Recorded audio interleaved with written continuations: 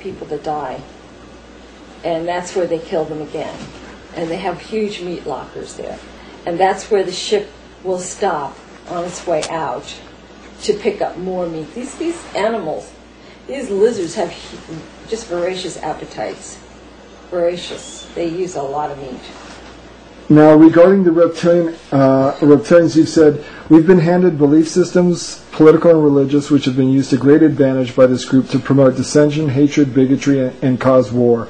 War has created benefits for this group on every level, but primarily it is a feast, as the fallen soldier, young, healthy, and filled with adrenaline and fear, is the favorite food source of this group. Once on the other side, the soldier is again faced with his death, and this time at the hands of leering reptiles mocking his sacrifice for a patriotic cause. Within the last few years, we have had an invasion of perhaps tens of thousands or even more of these new arrivals. Most of these are clone beings with no compassion whatsoever. They were given an extra Y chromosome in order to be more aggressive. I would say that this group is virtually all male, and in the past I have spoken to some of these entities who have been born naturally as well as females of their species, and it seems now the male cloned reptilians are dominating the interdimensional world. Mm-hmm. This started happening in September 2004, you say, where these large numbers started coming from Orion. How can reptilians play with the mind of a human? How can they mind hack to find out what scares us? They have specialists. They're specialists in all different fields. Not all of them, they don't all read minds. They have specialists that read minds. They have others they have labs where they work on their technologies to do different things.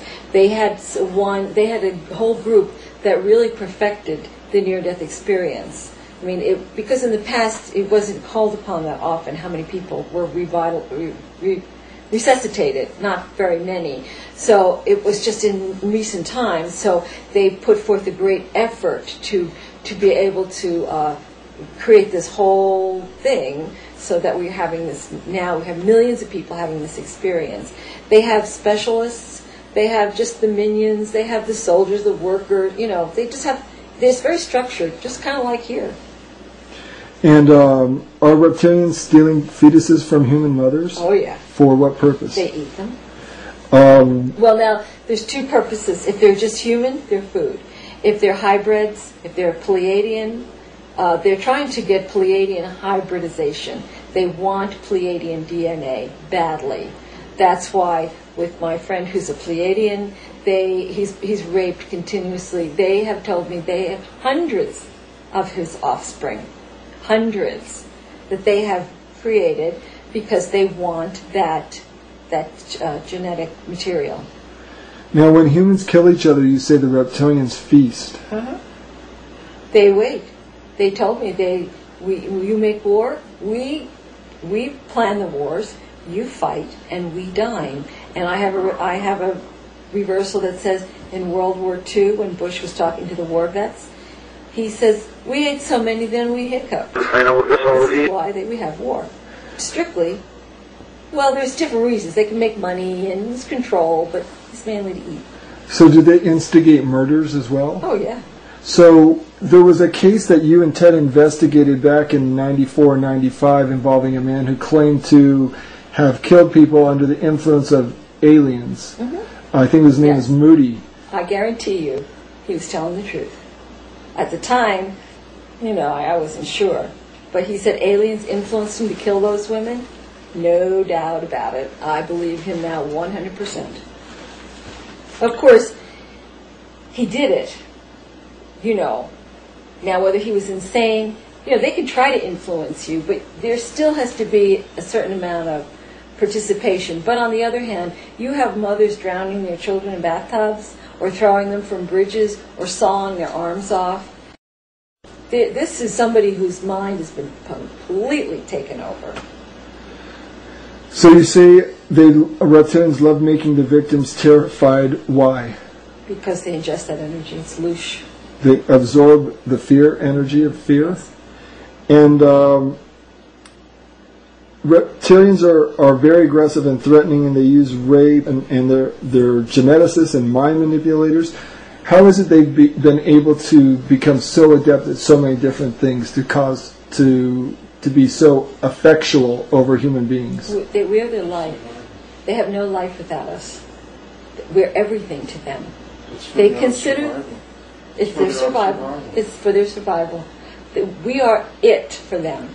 They have no life without us. That's why they're so terrified of what's coming. Because everything that they gain and everything that they do, we're their drug, their food, their pleasure, their energy. They have nothing without the humans. So this is screwing around us is their life. Are reptilians telepathic? Some of them are, but not all of them. Are they interdimensional? I mean, yes. Would you call them interdimensional? They are interdimensional. You also mentioned at one point that it appears to you that it might be possible that they can revivify dead, deceased human bodies. I know they can. Why? They do How? that. Because they... How do you know that? Well, because I've heard them talk about it in reverse. They talk about, you'll never know the body counts. Like, that's why they sealed body bags of some of the soldiers. And I know from a woman who I was friends with for a while who was having all these problems, and it turns out that her father died. And and she told me in reverse that they shocked him back and heated him back up. And by this time they had inserted an alien within him. And she was always afraid of her father. And it was a very difficult relationship. But they use and revivify dead people. If they're not too bad, they can bring them back. They prefer that to cloning, I believe. I think clones fall apart too easily. Clones don't seem to hold up. Yeah. It's the undead. Now let's talk about the religious involvement here. Religions, you say, were set up to give us a reason to fight, and the reptilians have created this sinner mentality. Mm-hmm. And why did they do that? Well, because it gives them an excuse to punish, torture, and they use the idea of well, it's like the people who they send into the lower astral. They were convinced that they were sinners, and that's why they're there, and that's why they're getting this bad treatment. So does a person's belief system upon their death play a role in where they end up after? Yes, I believe that's true. And so if they program us to have a certain belief structure, and they believe that they're sinners and they're not worthy, they're going to end up in the lower astral and end up being food for the reptilians. I think that's how it works, yes.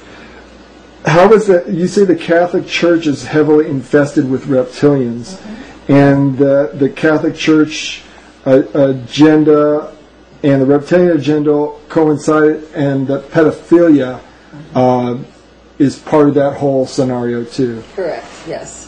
Elaborate more on the Catholic Church's involvement.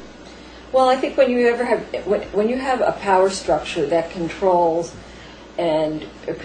huge masses of people, that's a reptilian agenda there, whether it's government or religious. Now you've got, the Catholic Church controls the lives of many, many people, but it also can set up the sin, hell, purgatory scenarios so that then, if you are a sinner and you die, then okay, you expect that you're going to suffer, and they're glad to help you out with that.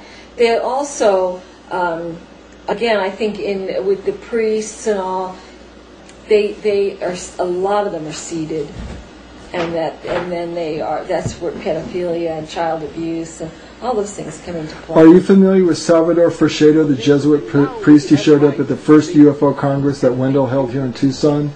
Well, Salvador Fresedo spoke at the Congress, and he said that there was a race of beings that a race of ETs that lived off of our blood, and that used Colosseum events, stages, to suck out energy out of people, that they were involved with the Aztecs and the Mayas, and that the sacrifices that were made there were also to feed these ET beings. Absolutely. Does that sound like part of the same thing?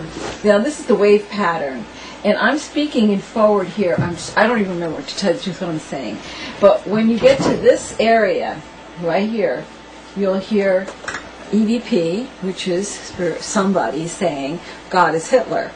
So here we go. With good news, and I have with